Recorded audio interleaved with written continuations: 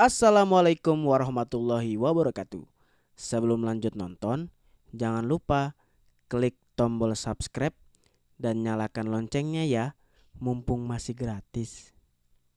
Oke, jangan di skip videonya, lanjut nonton sampai selesai.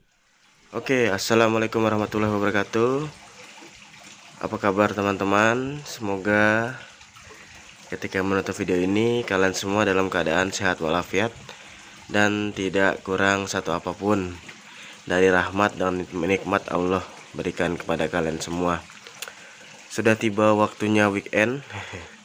Alhamdulillah saya ada waktu hari ini untuk membuat video lagi. Kali ini latarnya di belakang rumah. Itu ada kolam koi saya yang mini. Nah, kalau teman-teman juga suka koi, silahkan cek di channel saya. Sudah ada video tentang kolam ini dan bagaimana perawatannya. Tapi hari ini saya nggak mau bahas kolam ini, saya mau membahas hobi saya yang lain juga, yaitu utak-atik otomotif. Alhamdulillah video kemarin respon sangat bagus, banyak yang komen, banyak yang like, penontonnya juga cukup ramai, alhamdulillah. Nah, saya mau menepati janji saya nih teman-teman. Jadi di video sebelumnya saya pernah bilang kalau videonya rame saya mau membahas kenapa saya mengganti cakram belakang motor saya pakai cakram yang sudah saya setting di video sebelumnya. Dan kita langsung ke videonya ya, biar nggak terlalu panjang. Yuk. Nah, ini teman-teman velg original lama saya ya. Ini velg lama saya yang saya pasangin cakram belakang dari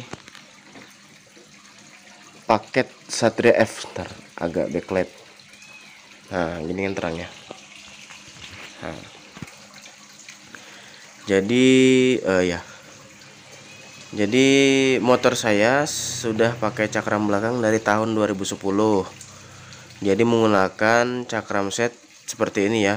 Jadi piringannya ini punyanya Satria 2 tak atau Satria Hiu atau Satria Lumba, sama aja ya.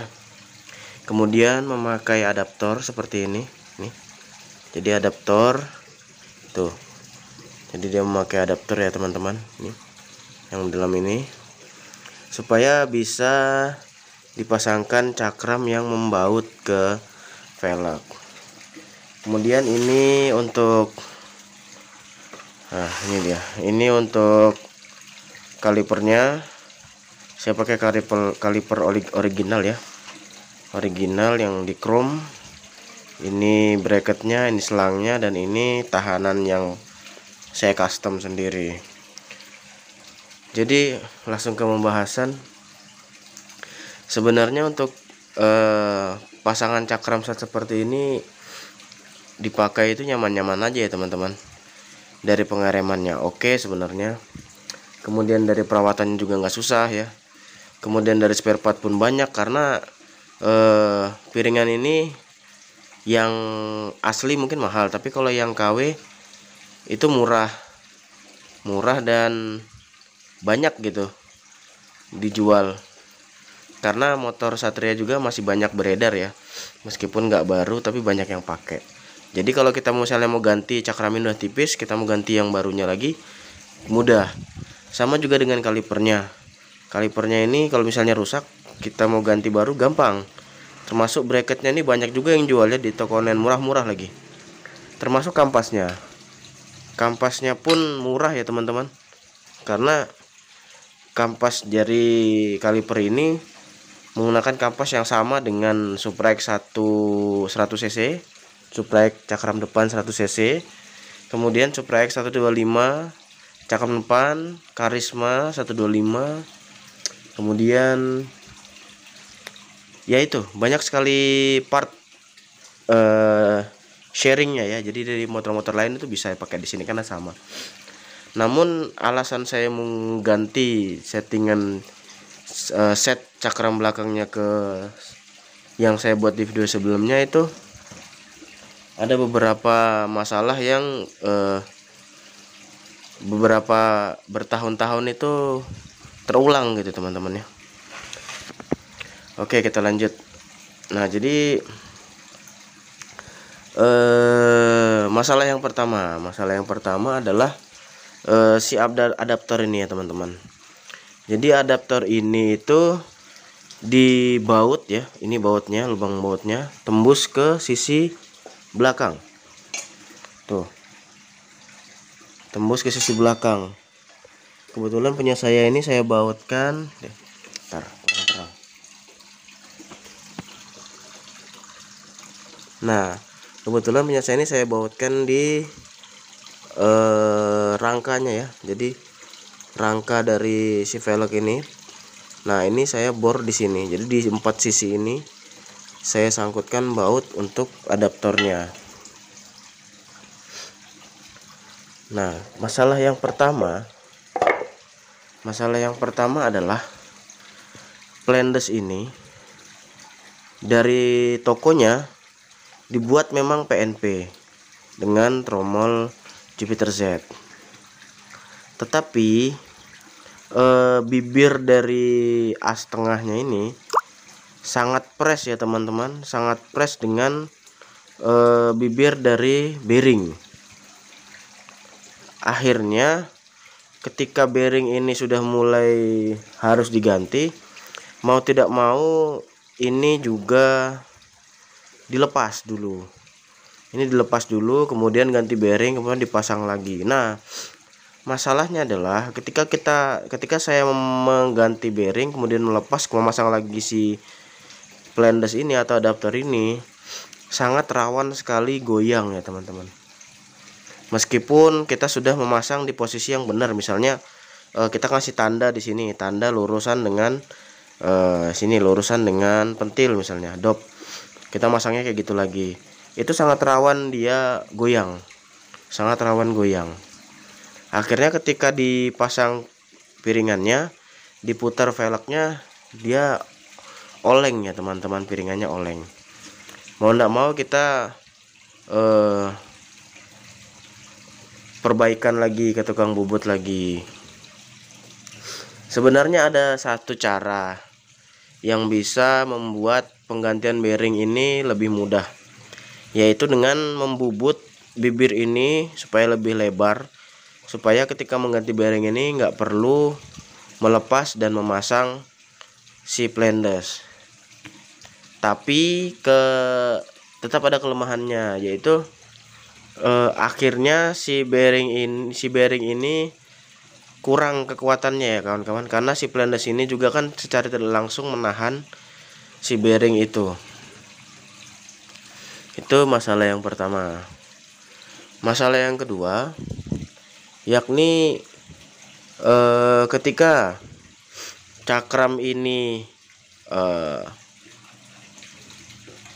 rawan oblak ya, rawan oleng, lama kelamaan menyerang si bearingnya tadi ya teman-teman. Karena piringan ini dapat beban berat dari pengereman dan posisinya dia oleng, mau ndak mau bearing ini terkena imbasnya. Akhirnya bearing ini yang pertama cepat ganti. Yang kedua, karena bearing cepat ganti, akhirnya lubang bearing yang di velg ini, lubang untuk bearing yang di velg ini ikutan aus juga ya teman-teman, karena sering diganti. Jadi misalnya setahun sekali ganti bearing, akhirnya dipasang dilepas, dipasang dilepas, dipasang dilepas, akhirnya rumah bearingnya kalah juga ya teman-teman. Mulai ini ya, loss, mulai apa sih bahasanya, mulai longgar. Nah, itu masalah kedua. Masalah ketiga berurutan nih, karena rumah bearingnya longgar, tidak sepan lagi, akhirnya diakalin ya teman-teman. Diakalin dengan mengganjal atau dengan lem besi, tapi fungsi velg ini jadi nggak maksimal. Karena pengalaman saya, ketika bearing ini sudah diganjal, maka velg ini sudah tidak enak lagi dipakai untuk berboncengan atau membawa beban. Akan ada bunyi kletuk kletuk kletuk gitu teman-teman ya di dalam sini, karena bearingnya sudah terganjal. Dari masalah-masalah itu ya sebenarnya tetap ada sih solusinya, ke tukang bubut ya teman-teman. Jadi bearingnya dibubut lagi supaya kencang lagi, kemudian plandesnya dibubut lagi, bibirnya dibesarin supaya untuk mengganti bearing ini nggak perlu lepas plandes. Tetapi bagi teman-teman yang suka oprek-oprek sendiri atau jamaah YouTube seperti saya, sepertinya itu akan menguras biaya ya teman-teman, karena kita akan agak sering ke tukang bubut untuk membenarkan si plandes ini. Makanya saya berpikir untuk menabung sedikit, menambah biaya. Saya membeli part-part dan membuat settingan cakram belakang seperti di video sebelumnya. Tetapi saya tidak mendiskreditkan atau tidak menjelek-jelekan settingan seperti ini teman-teman, karena jujur saja saya menggunakan cakram settingan seperti ini dari tahun 2010 sampai 2022. Udah 12 tahun ya. Ya 12 tahun begini. Meskipun permasalahan itu berulang tapi bisa diatasi. Baik, mungkin segitu aja videonya ya teman-teman. Siapa tahu bisa jadi pertimbangan teman-teman yang mau pasang cakram belakang di motor Jupiter Z, mau yang seperti ini, lebih murah tetapi butuh banyak pikiran untuk mengakali supaya PNP, atau seperti settingan saya yang di video sebelumnya. Semoga bermanfaat. Jangan lupa like, comment, subscribe. Wassalamualaikum warahmatullahi wabarakatuh.